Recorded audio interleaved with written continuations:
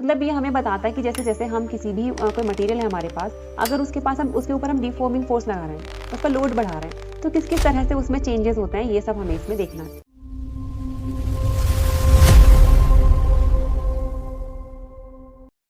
Hello everyone, तो कैसे हैं आप सब। उम्मीद करती हूँ आप सभी अच्छे होंगे और अच्छे से अपनी पढ़ाई कर रहे होंगे। तो कल हमने स्टार्ट किया था अपना टॉपिक इलास्टिसिटी, जिसका फर्स्ट लेक्चर हमने कर लिया था। उसी का आज हम सेकंड लेक्चर करेंगे, उससे आगे का आज हमें पढ़ना है। हमने स्ट्रेस स्ट्रेन स्ट्रेन और मॉडुलस ऑफ इलास्टिसिटी के बारे में हमने पढ़ लिया था, ठीक है। तो आज हम उसका नेक्स्ट टॉपिक स्टार्ट करेंगे, जो कि हमारा है स्ट्रेस स्ट्रेन कर्व। इंपॉर्टेंट है, इसलिए हमें इसको पढ़ना भी है, ठीक है। तो इसको आज हम समझते हैं। हमने कल इलास्टिसिटी पढ़ा था, इलास्टिक लिमिट के बारे में हमने समझा था कि इलास्टिक लिमिट क्या होती है, ठीक है। तो यही सब आज हमें पढ़ना है, ठीक है। तो वीडियो स्टार्ट करने से पहले वीडियो को लाइक कर दीजिए, एंड जिन्होंने अभी तक सब्सक्राइब नहीं किया है वो प्लीज चैनल को सब्सक्राइब कर दीजिए, और अपने फ्रेंड्स के साथ भी क्या कीजिए, वीडियो को शेयर कीजिए। अगर आपको हमारी वीडियोस हेल्पफुल लग रही हैं तो आप अपने फ्रेंड्स के साथ भी शेयर कर सकते हैं, ठीक है। तो देखो, स्ट्रेस स्ट्रेन कर्व में क्या है, ये हमारा इधर स्ट्रेस है और ये हमारा क्या है, स्ट्रेन है, ठीक है। तो अगर हम ये कर्व बनाएं, यहाँ पे समझिए इसको डिटेल में, ठीक है। तो बनाते हैं भाई, कोशिश करते हैं बनाने की। तो ये हमारा हो गया इधर स्ट्रेस, ठीक है, और ये हमारा स्ट्रेन। अब होता क्या है, strain curves vary from material to material. अब हमें पता है कि जो हमारा कर्व है ये मटेरियल टू मटेरियल वेरी कर सकता है ना।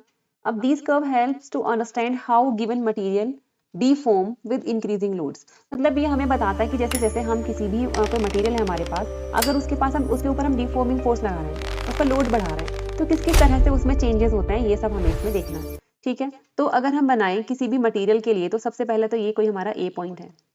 अब हमने कल हुक्स लॉ पढ़ा था कि जो स्ट्रेस है वो डायरेक्टली प्रोपोर्शनल होता है स्ट्रेन के, कि जितना हम स्ट्रेस बढ़ाएंगे उतना ही स्ट्रेन होगा, है ना। तो जो ए पॉइंट है इसको हम क्या बोलेंगे, प्रोपोर्शनल लिमिट। इस पॉइंट तक अगर हम क्या करें, हम किसी भी ऑब्जेक्ट को डिफॉर्म करें, उस पर डिफॉर्मिंग फोर्स लगाएं, ठीक है। तो जितना हम उसको खींच रहे हैं, तो वो क्या, जैसे ही हम उसको छोड़ेंगे तो उस पर एक वर्क करता है अपोजिट डायरेक्शन में, जिसको हम बोलते हैं रिस्टोरिंग फोर्स, है ना। तो जैसे ही हम उसको छोड़ेंगे वो वापस से अपनी ओरिजिनल शेप एंड साइज में आ जाएगा, ठीक है। तो इसलिए इसको क्या बोलते हैं, इसको हम बोलते हैं प्रोपोर्शनल लिमिट, कि यहाँ पर अगर कोई ऑब्जेक्ट आया, इसको छोड़ेंगे तो वापस से वो कहाँ जाएगा, अपने ओरिजिनल शेप एंड साइज में आ जाएगा, ठीक है। फिर उसके बाद आता है एक बी पॉइंट।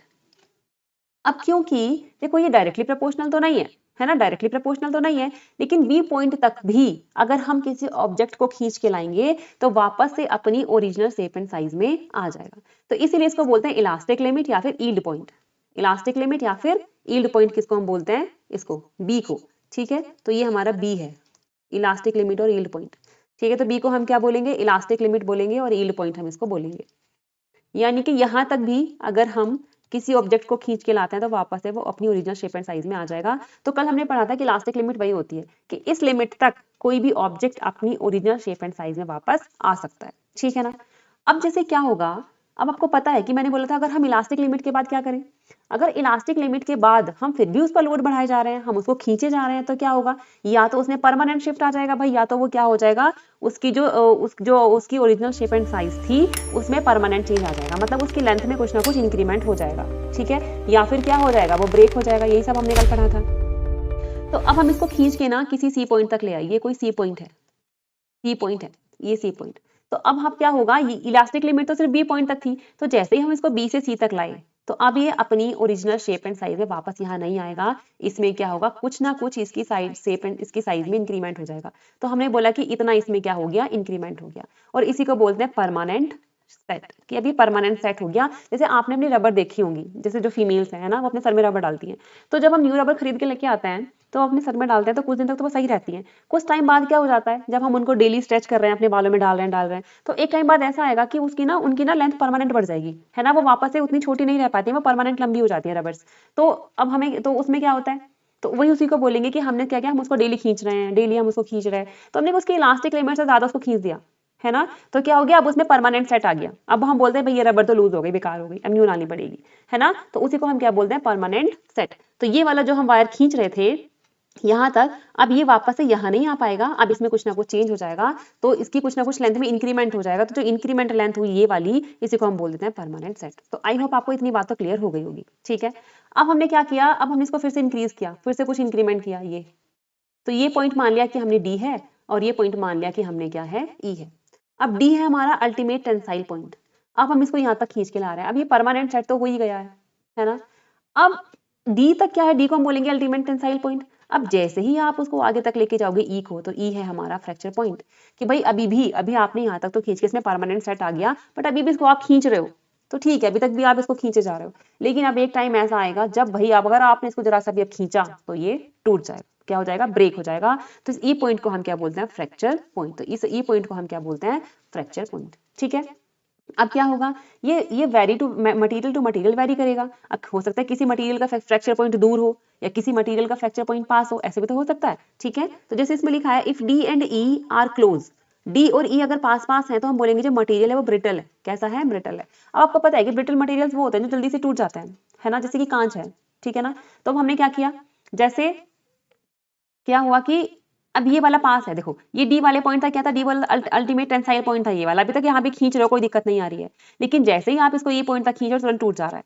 तो यानी कि अब ये दोनों क्या है, पास पास है, यानी कि जो हमारे से ग्लास है उसका जो फ्रैक्चर पॉइंट है वो क्या हो जाएगा, पास में। जैसे ही आप उसको ज्यादा जोर लगाओगे तो क्या हो जाएगा, वो टूट जाएगा। लेकिन अगर ये दूर दूर हो कि भाई अभी भी खींच रहे हो, अभी भी खींच रहे हो, अभी भी खींच रहे हो, कोई दिक्कत नहीं आ रही, आप दूर दूर तक खींच के ले गए, आप यहाँ तक ले आए, है ना, तो अभी भी इसका फ्रैक्चर पॉइंट नहीं आया है। तो ऐसे मटेरियल क्या होंगे, डक्टाइल मटेरियल, है ना, हैव लार्ज प्लास्टिक रेंज। मतलब ये वाली जो रेंज थी ना, ये वाली रेंज, इसलिए रेंज को बोलेंगे इलास्टिक रेंज, क्योंकि ये वापस से क्या हो रहा है, अपनी कुछ ना कुछ पोजीशन में आ रहा है, इलास्टिक रेंज। और जो ये वाली रेंज है ना, ये वाली रेंज हमारी क्या कहलाती है, ये हमारी कहलाती है प्लास्टिक रेंज। तो जो हमारे डक्टाइल मटेरियल्स होता है ना, उनकी प्लास्टिक रेंज ज्यादा होती है, और जो ब्रिटल मटेरियल्स होते हैं उनकी कैसे होती है, स्मॉल प्लास्टिक रेंज होती है। अपनी इलास्टिक जो उनकी लिमिट है उसके बाद आप ज्यादा उनको खींचोगे, ज्यादा उनको प्रेस करोगे तो क्या हो जाएगा, वो टूट जाएंगे। ठीक है, तो अगर क्या हो, डी और ई पॉइंट पास पास हो तो हम बोलेंगे वो मटेरियल कैसे हैं, ब्रिटल मटेरियल है। इफ दे आर अपार्ट, अगर वो दूर दूर है तो हम बोलेंगे ये मटेरियल कौन से हमारे डक्टाइल मटेरियल्स हैं, जैसे कि सिल्वर, आयरन, इनके वायर बनते हैं, इनको खींच खींच के लंबा कर देते हैं, वायर बना देते हैं, है ना। सिल्वर देखो, सिल्वर की चैन वगैरह बना देते हैं। तो क्या होता है कि जो हैव लार्ज प्लास्टिक रेंज, इनकी जो प्लास्टिक रेंज है वो कैसी होती है, लंबी होती है, मतलब लार्ज होती है, इजीली नहीं ब्रेक होंगे, इजीली नहीं टूटेंगे। लेकिन जो ब्रिटल मटेरियल है उनकी जो प्लास्टिक रेंज है वो छोटी होती है, वो जल्दी से क्या हो जाता है, टूट जाते हैं। तो इस चीज को हम ध्यान रखेंगे, इंपॉर्टेंट हमारा ग्राफ था, इसको हम बोलेंगे स्ट्रेस स्ट्रेन ग्राफ। ठीक है, नेक्स्ट हमें पढ़ना है, नेक्स्ट हमारा इसके अंदर है work done in stretching wire, कि जब हम किसी भी वायर को स्ट्रेच कर रहे हैं तो उसमें कितना वर्क डन होता है, ये हमें पढ़ना है। ठीक है, देखो हमने कल पढ़ा था ना, जैसे सपोज डायग्राम यहाँ बना है, अब इसको क्या कर रहे थे, हमने इसको ब्रेक किया, हम इसको खींच रहे थे, तो जब हम इसको खींच रहे थे तो खींचने में हमें कुछ ना कुछ काम करना पड़ेगा, कुछ ना कुछ वर्क डन करना पड़ेगा। वो जो वर्क डन है ना वो स्टोर हो जाता है एज इलास्टिक पोटेंशियल एनर्जी। आपको पता है कि जो भी हम वर्क डन करते हैं वो किस में स्टोर होता है, पोटेंशियल एनर्जी में। तो यहाँ कौन सी एनर्जी, इलास्टिक पोटेंशियल एनर्जी में क्या होता है, वो वर्क डन स्टोर हो जाता है, तो वो हमें कैलकुलेट करना है। ठीक है, अब ये हमारा एल लेंथ का कोई यहाँ पर हमने देखा कि एल लेंथ थी इसकी, है ना। अब हमने खींच के क्या किया, इसको थोड़ा खींच दिया, स्मॉल एल लेंथ हमने इसको खींच दिया। ठीक है, तो when a wire is stressed by external force, work is done against the internal restoring force of the wire, है ना। देखो रिस्टोरिंग फोर्स इधर लग जाएगा, है ना, और हम इसको इधर खींच रहे हैं तो हमें कुछ ना कुछ वर्क डन करना पड़ रहा है। This work is store in the wire as elastic potential energy. तो अब इसमें कैसे स्टोर हो जाएगा, इलास्टिक पोटेंशियल एनर्जी की फॉर्म में क्या हो जाएगा, स्टोर हो जाएगा। If the wire is stressed by length DL by applying force F, then work done. मतलब कह रहे हैं कि हम इसको डीएल खींच रहे हैं, मतलब जो हमने मान लिया कि जो पूरी लेंथ थी वो एल, हमने इसको खींचा, लेकिन हमने स्मॉल एरिया मान के चले कि स्मॉल एरिया कितना है, ये डीएल है। ठीक है, तो वर्क डन कितना होता था, वर्क डन होता है फोर्स इनटू डिस्प्लेसमेंट, जो भी डिस्प्लेसमेंट हुई, तो D W is equal to F into DL. Equation number 1 हो गई। अब हमें पता है, कल हमने पढ़ा था कि y is equal to F L upon L. देखो ये कहाँ से आया था, हमने पढ़ा था कि stress is equal to stress बराबर, जब हम यंग उसकी बात कर रहे थे, लेंथ की बात कर रहे थे, यंग मॉडुलस आया था, तो यंग मॉडुलस इनटू स्ट्रेन, यही तो था। तो हमारा क्या होता है, स्ट्रेस हमारा कितना होता है, एफ अपॉन ए, और ये कितना होता है, change in length. Change in length यहाँ पर एल हो रहा है, और अपॉन में कितना, ओरिजिनल लेंथ यानी कि कैपिटल एल। ठीक है, तो अब यहाँ से अगर मैं फोर्स निकालू तो फोर्स कितना आएगा, वाई ए एल और अपॉन में कैपिटल एल। तो यही तो हमारा फोर्स है, हमने यहाँ से निकाला, है ना। ये फॉर्मूला वाई हमारा यंग्स मॉडुलस का था, f L upon a l, है ना, लिखा था ना। और यहाँ से स्ट्रेस अपॉन में लॉन्गिट्यूडनल स्ट्रेस अपॉन में लॉन्गिट्यूडनल स्ट्रेन, तो यही तो फॉर्मूला आया था हमारे पास, f L upon a l. तो यहाँ से हमने फोर्स निकाल दिया। अब हम क्या करें, ये जो फोर्स है, क्योंकि देखो हम लेंथ में कितना चेंज कर रहे हैं, ये तो हमने स्मॉल एरिया मान लिया कि हम इसमें वर्क डन निकालेंगे और इंटीग्रेशन करके टोटल वर्क डन हम निकाल लेंगे। ऐसे तो हम करते थे, है ना, कि स्मॉल एरिया मान लेते थे और हम क्या करते थे कि भाई स्मॉल वर्क डन इतना है, तो फिर इंटीग्रेशन करके लिमिट लगा के हम पूरा कंप्लीट वर्क डन निकाल लेते थे, है ना। तो अब हम क्या करें, इस एफ की वैल्यू को यहाँ पुट कर देते हैं, तो कितना D W is equal to Y A L upon D L, है ना। तो अब हमें क्या निकालना है, हमें तो पोटेंशियल एनर्जी निकालनी है, तो हम लिख सकते हैं इसको, ये भी लिख सकते हैं हम, और ना लिखें अगर तो भी हमें पता है कि जो हमारा वर्क डन है वो किस में स्टोर हो जाता है, पोटेंशियल एनर्जी में हमारा स्टोर हो जाता है ना। तो लिमिट लगेगी 0 से L, टोटल हम कितना चेंज कर रहे हैं, L लेंथ को चेंज कर रहे हैं, तो Y A L upon L, Y A upon L capital बाहर आ जाएगा। अब हमें पता है कि इंटीग्रेशन क्या होता है, इंटीग्रेशन में पावर को प्लस कर देते हैं एक, है ना। तो एल का इंटीग्रेशन क्या हो जाएगा, एल स्क्वायर अपॉन 2, और लिमिट लगेगी 0 से 2। तो ये तो हो गई हमारी जो टोटल वर्क डन था हमारा, वो किस में कन्वर्ट हो गया, पोटेंशियल एनर्जी में, उसको पोटेंशियल एनर्जी हम बोल सकते हैं वर्क डन को, है ना। तो 1/2 गामा ए अपॉन एल, एल स्क्वायर। अब ये हमारी चीज यहाँ तक आ गई है, अब ये हमारा यहाँ तक आ गई है पोटेंशियल एनर्जी, मतलब जो भी हमारा वर्क डन हुआ उसी को हम क्या बोल देते हैं, उसी को हम पोटेंशियल एनर्जी बोल देते हैं। अब यहाँ से आगे इसके 3-4 फॉर्मूले हैं, तो पेपर में कोई सा भी फॉर्मूला हमारा आ सकता है, तो इसको हम अलग अलग निकाल के देखते हैं कि इन फॉर्मूले को हम कैसे यूज करेंगे। ठीक है, डेरिवेशन हमारे एग्जाम में नहीं आना, जो हमें ध्यान रखना है फॉर्मूला, पहला तो हमें याद रखना है ये कि हमने क्या निकाला, u इज इक्वल टू हमारा आया 1/2 गामा ए upon L small L square, gamma ए upon L small L square. ठीक है, तो इतनी बात हमें समझ में यहाँ तक आ गई थी कि हमने निकाला कैसे। ठीक है ना, 1/2 एग्जाम में ये वाला नहीं आएगा, एग्जाम में ये वाले सारे फॉर्मूले आएंगे, तो इनको भी हम निकाल के देखते हैं कि कैसे कैसे हम इनको सॉल्व कर सकते हैं। तो गामा ए अपॉन एल, एल स्क्वायर तो हमारा यहाँ से आ गया था। अब देखो ध्यान से करना क्या है, अब हम इसको कैसे कैसे कैसे लिख सकते हैं, लिखने का बस ये है कि हम इसको किस किस फॉर्म में और लिख सकते हैं, लिखने के तरीके अलग अलग हैं। जैसे 1/2 हमारे पास ये है, इसको अलग कर दिया हमने। अब एक बात ध्यान से सुनो, स्ट्रेन क्या होता है, अगर हम लेंथ की बात कर रहे थे तो इस लॉन्गिट्यूडनल स्ट्रेन, स्ट्रेन कितना था, चेंज इन लेंथ अपॉन में ओरिजिनल लेंथ, तो चेंज इन लेंथ हम कितना कर रहे हैं, स्मॉल एल, और कैपिटल एल ये कर रहे हैं। तो अगर हम इसको ऐसे लिख दें वाई ए या गामा ए अपॉन एल, या इसको यहाँ नहीं लिख रहे, इंटू स्मॉल एल और into small L upon capital L, तो जरा बताओ ये क्या बन गया, ये तो स्ट्रेन बन गया, है ना। अब ध्यान से समझो, अब इसके 3 फॉर्मूले हम बनाते हैं जरा।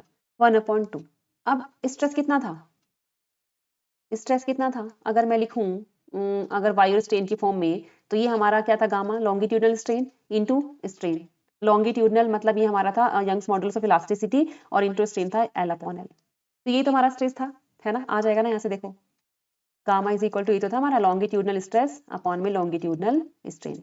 तो स्ट्रेस इज इक्वल टू हम लिख सकते हैं कि गामा इंटू स्ट्रेन, और स्ट्रेन कितना है, एल अपॉन एल। तो अब अगर यहाँ से मुझे निकालना है, एक काम करते हैं हम, ये हमारा गामा यहाँ है, ठीक है, और कैपिटल एल हमारे पास है नहीं, और स्मॉल एल हमारे पास है, तो स्मॉल एल को अगर मैं यहाँ लिख दूं, ठीक है, ध्यान से देखना, और एल अपॉन कैपिटल एल तो ये चल ही रहा है हमारा, इंटू, अब हमारे पास क्या बचा, ए बचा ये। अब कैपिटल एल से मल्टीप्लाई कर दो, और कैपिटल एल से ही क्या कर दो, डिवाइड कर दो।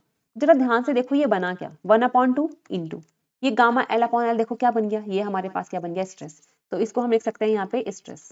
ठीक है, एल अपॉन एल क्या बन गया हमारे पास, स्ट्रेन, और ए इंटू एल क्या होता है, ये होता है वॉल्यूम।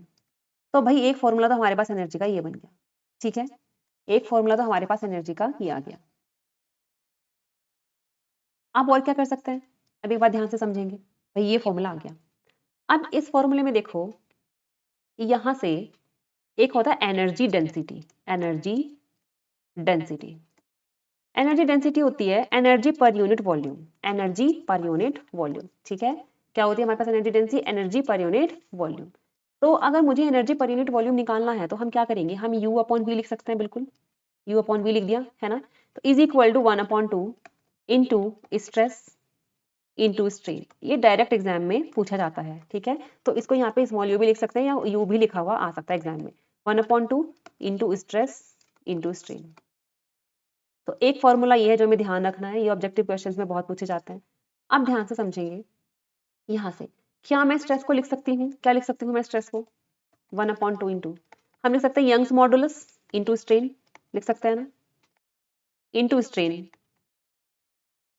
तो ये यू क्या बन गया, 1/2 into Young's modulus into strain का स्क्वायर। ठीक है, तो कहीं कहीं ऐसा भी लिखा हुआ आता है एग्जाम में, 1/2 गामा एस स्क्वायर। तो हमने 3 फॉर्मूले करे, ये बहुत इंपॉर्टेंट फॉर्मूले हैं तीनों के तीनों। ठीक है, एग्जाम में कुछ भी पूछ सकते हैं आपसे, एनर्जी डेंसिटी पूछेंगे तो 1/2 स्ट्रेस इंटू स्ट्रेन, या फिर 1/2 यंग्स मॉडुलस इंटू स्ट्रेन का स्क्वायर। अगर आपसे एनर्जी पूछेंगे तो 1/2 stress into strain into V volume. तो ये तीनों फॉर्मूले हैं जो हमें एनर्जी के ध्यान रखने हैं। तो यही हमारे एग्जाम में आएगा। डेरिवेशन तो आपको पता है एग्जाम में आना नहीं है, वो तो सिर्फ हमने समझने के लिए लिखा कि हमने इसमें चेंजेस क्या क्या हमने किया। ठीक है, इसका एक मेथड और है जो 11th क्लास में करते हैं, वो 0+f करके, तो वो भी कर सकते हैं, कोई प्रॉब्लम नहीं है। हमें सिर्फ यहाँ समझने के लिए हमने लिखा था कि हमने जो वर्क डन किया, वो जब हमने स्ट्रेच कर किया इसको, तो जो वो भी वहाँ पे वर्क डन हुआ वो उसमें स्टोर हो गया as a elastic potential energy. ठीक है, तो ये 3 फॉर्मूले हमें इसके ध्यान रखने हैं, बहुत इंपॉर्टेंट है ये वाले। अब नेक्स्ट है पॉइजन्स रेशियो। ठीक है, पॉइजन रेशियो नाम से जितना जहर जैसा दिख रहा है ये उतना है नहीं, आसान है पॉइजन रेशियो। तो पॉइजन रेशियो क्या होता है, जैसे हमारे पास अभी अभी हमने पीछे लिया कि ये हमारे पास सिलेंडर था, ये ऐसे था, ऐसे, ठीक है। अब जब हमने इसको स्ट्रेच किया होगा, अब आप बताओ, हम किसी चीज को स्ट्रेच कर रहे हैं, तो स्ट्रेच करने से क्या होगा, उसका जो डायमीटर है वो कम हो रहा होगा, है ना, कम हो रहा होगा ना, वो पतला हो रहा होगा। तो सपोज ये पहले ऐसे था, ठीक है, और अभी इतना हो गया, इतना हो गया सपोज, ठीक है। तो पहले ये इतना था, अब इतना हो गया। तो अब इसकी लेंथ पहले कितनी थी, सपोज हमने मान लिया कि पहले इसकी लेंथ कैपिटल एल थी। अब जब हमने इसको स्ट्रेच किया, तो स्ट्रेच करके कितनी हो गई लेंथ, ये हो गई एल प्लस डेल्टा एल, ठीक है।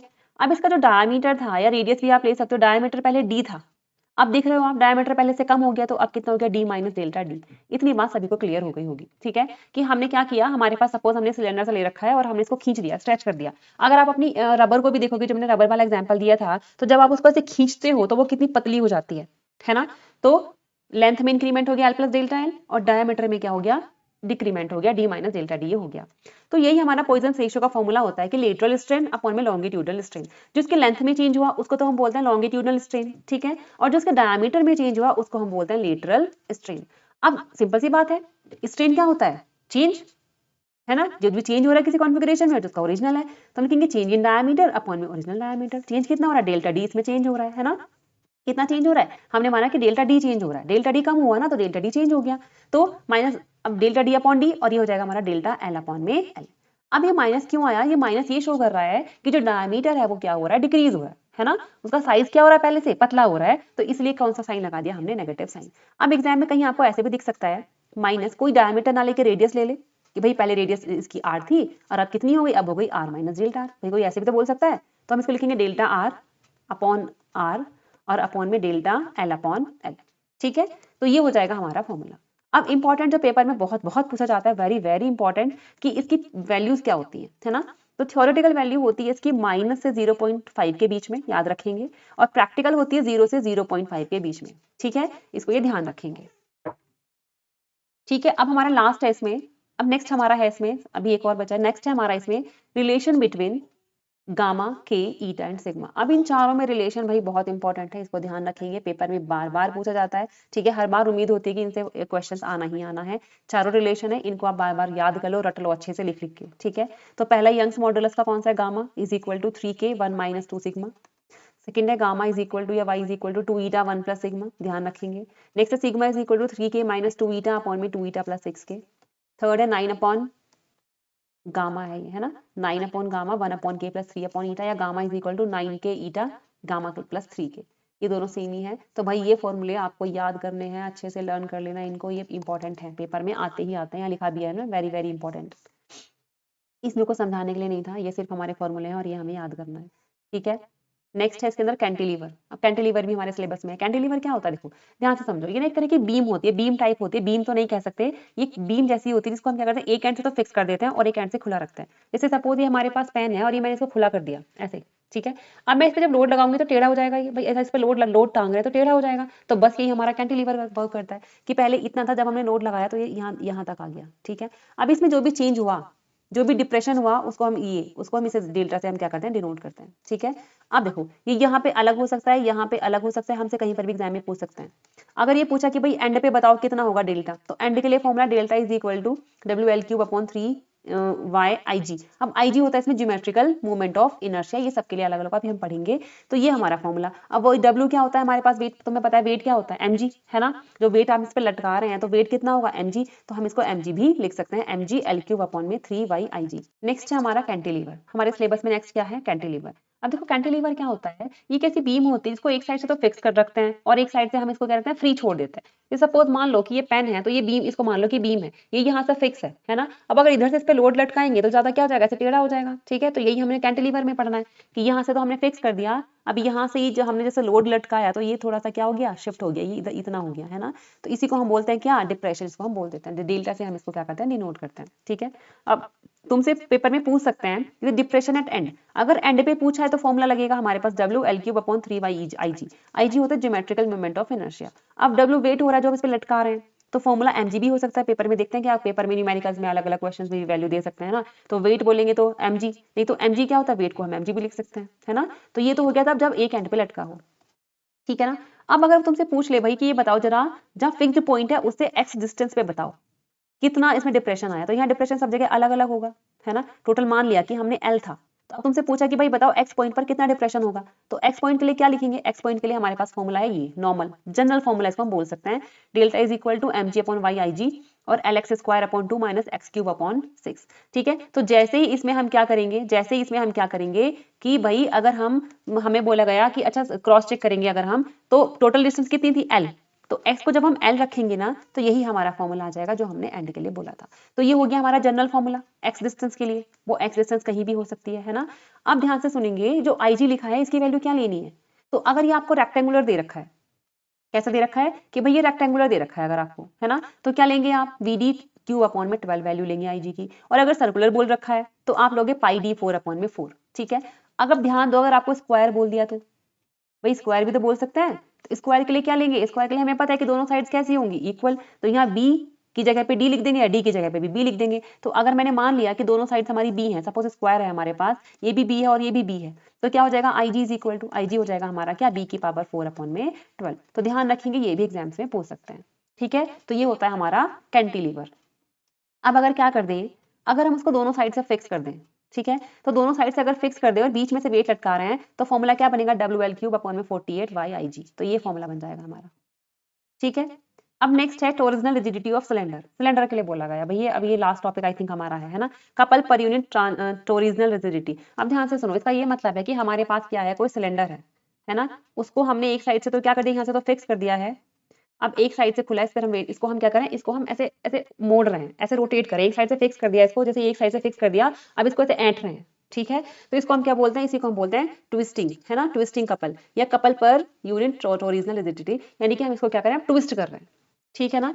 तो इसमें हमारा जो फॉर्मूला होगा सी का, जो हमारा फॉर्मूला होगा couple per unit original rigidity, उसका फॉर्मूला बनेगा पाई ईटा आर की पावर 4 अपॉन 12, ठीक है। वेयर ईटा है मॉडुलस ऑफ रिजिडिटी, आर है रेडियस और एल है हमारी लेंथ ऑफ सिलेंडर, जो हमने सिलेंडर ले रखा है।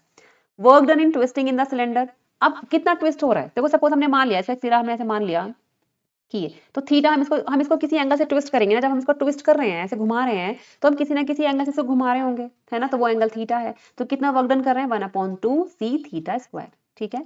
अब एक लास्ट में लिखा है relation between angle of shearing and angle of twist और एंगल ऑफ रिजिडिटी, तो phi is equal to R upon L theta, theta हमारा क्या था, थीटा था हमारा एंगल ऑफ ट्विस्टिंग एंगल, ठीक है ना। तो क्या कर रहे हैं इसमें, टोरिजिनल रिजिडिटी ऑफ सिलेंडर जो है, मतलब कपल जो ट्विस्टिंग कपल हमारा सिलेबस में लिखा है वो यही है कि हम क्या कर रहे हैं, सिलेंडर को हमने एक साइड से फिक्स कर रखा है और उसको हम ऐसे ऐंठ रहे हैं, ट्विस्ट कर रहे हैं, तो इसी को ट्विस्ट कपल बोल रहे हैं। भाई कपलिंग फोर्स लगेगा जब हम इसको ऐसे घुमा रहे हैं, तो कैसा फोर्स लगेगा भाई, कपलिंग फोर्स लगेगा, है ना, ट्विस्टिंग कपल, तो उसी को हम बोल रहे हैं। तो उसका फॉर्मूला सी का होगा पाई ईटा आर के पावर 4 अपॉन 12, ट्विस्टिंग जो एंगल होगा वो थीटा, वर्क डन कितना करना पड़ रहा है, 1/2 सी थीटा स्क्वायर, ये हमारा हो गया इसमें वर्क डन। अभी हो जाएगा relation between angle of shearing and angle of twist और एंगल ऑफ रिजिडिटी, तो ये हो गया हमारा रिलेशन, एग्जाम में ये रिलेशन पूछा जाता है, ठीक है।